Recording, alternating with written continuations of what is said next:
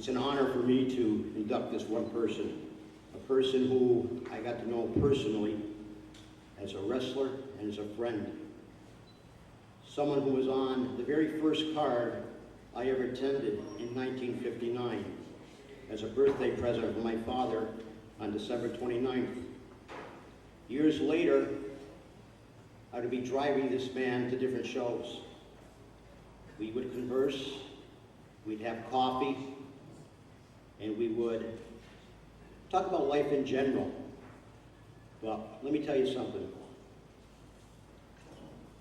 He was an individual who had a unique form of wrestling. No, hardcore wrestling was not started by ECW, nor any one of Paul Heyman's guys. No, Paul Heyman would be a Wild Bull Curry guy. The godfather of hardcore wrestling was Wild Bull Curry, and it officially started in Texas in 1953 with the promotion of the Texas State Brass Knuckles Heavyweight Championship. Bull would use all kinds of weapons throughout his career to become known as the Master of Disaster. But that was not always Bull Curry. He started out wrestling in the carnival circuit at the age of 16. He would travel the circuits, the carny circus, all around the Northeast out to the Midwest. And it was in 1932 when he was seen by Detroit wrestling promoter Adam Weissmuller, who was the uncle of Johnny Tarzan Weissmuller, and convinced the Hartford native to become a professional wrestler, since he was already wrestling on the circuit and the carnival taking on all comers. Bull was active in wrestling from 1932 professionally before his passing in 1984, a total of 52 years. His last years was as a manager working for the Killer Kowalski promotion. I remember we were going to a show in Lowell, Mass.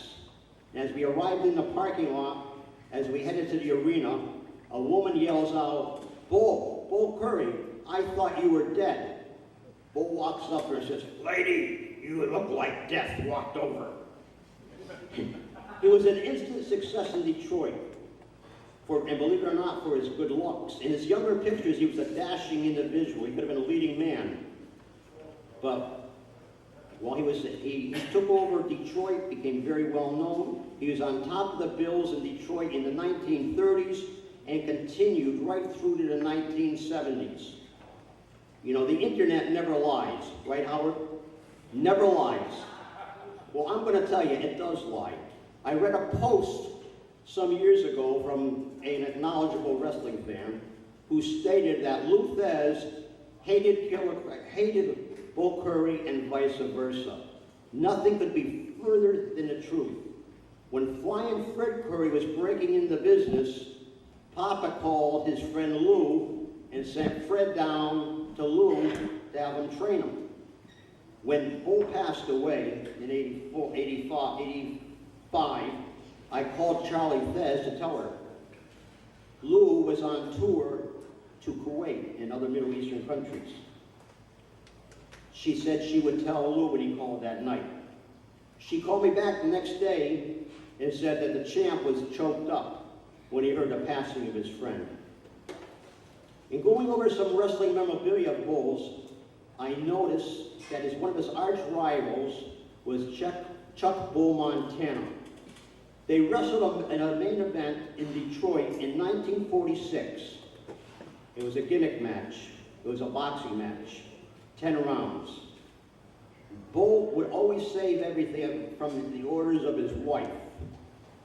And he put down what the payoff was and also what the attendance was. The attendance was for 1,400 people.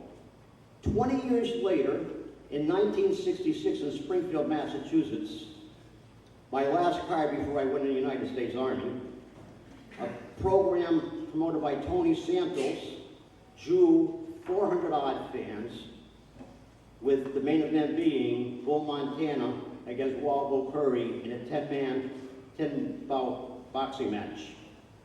And they did this without TV. He headlined cards throughout the Northeast, down south, and in Canada, and in Japan. When he went down to Texas the first time, Paul Boss told me that Texas wrestling was on his deathbed. And it was Wild Bull Curry who came in, who had never been down to Texas, and he brought it back to life. When I asked Danny Hodge what he thought about Bull Curry, he looked up at me with a big smile and a gleam in his eyes and said, "I was a big fan of the Bull."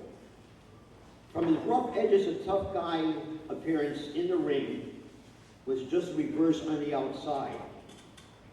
I was blessed to know him.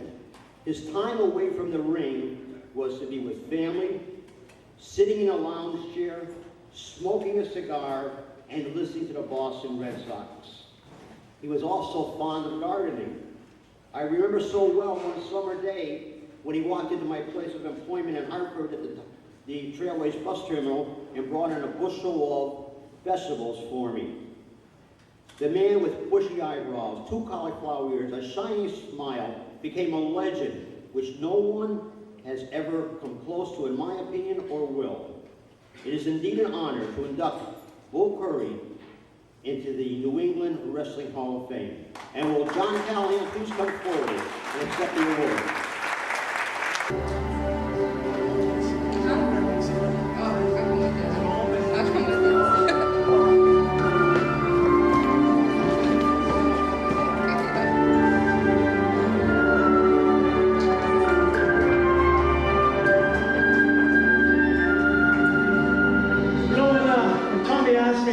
Accept this award on behalf of the Curry family. I thought he was making an old joke that I would know Bull because we were all around the same age, and see how Bull was. And you know, as I was coming up the steps, I thought just hit me. This is the only room where limping really is accepted. I got the chance to meet Bull Curry. I didn't know who he was when I was growing up. We never saw him on New York TV. We only saw Flying Fred. And I'd hear things about, Fred Curry is the son of Wild Bull. And okay, you see him in some magazines, and you really didn't know who he was. Training with Killer Kowalski was a heck of an opportunity because I got to meet some of the old school wrestlers. And one of those wrestlers was Wild Bull Curry. In 1981, we were doing a TV show in Boston called Bedlam from Boston. And Wild Bull Curry was a manager that came in for us. And I was lucky enough to have Wild Bull Curry as my manager. He scared the crap out of me. He has a look about him that even when he is being the nicest person in the world to you, you just want to keep backing away. Because at some point you think this Wolverine is about to attack you. But he never did. He was the greatest guy in the world. He actually showed us a lot about how to work the audience, how to get over what we were doing, and how to make it look as though we were tearing the face off of our opponents without actually doing it. Something that Walter tried to instill in us for years. Kept yelling at us, kept trying to get us to do these things. You might remember that. And we just never listened. Bull comes in one time, and I'm ripping faces apart and trying to pull noses off and trying to pull eyeballs out. It was beautiful. But over the last few years, as the guys are getting older and everybody's starting to retire and getting out and doing other things, it's nice that we have things like this where boys can get together. And unfortunately, Fred couldn't make it tonight, but I'm sure that he would have loved to have accepted this award. He has clippings of everything his father ever did, and he couldn't be any more proud of the Wild Bull Curry.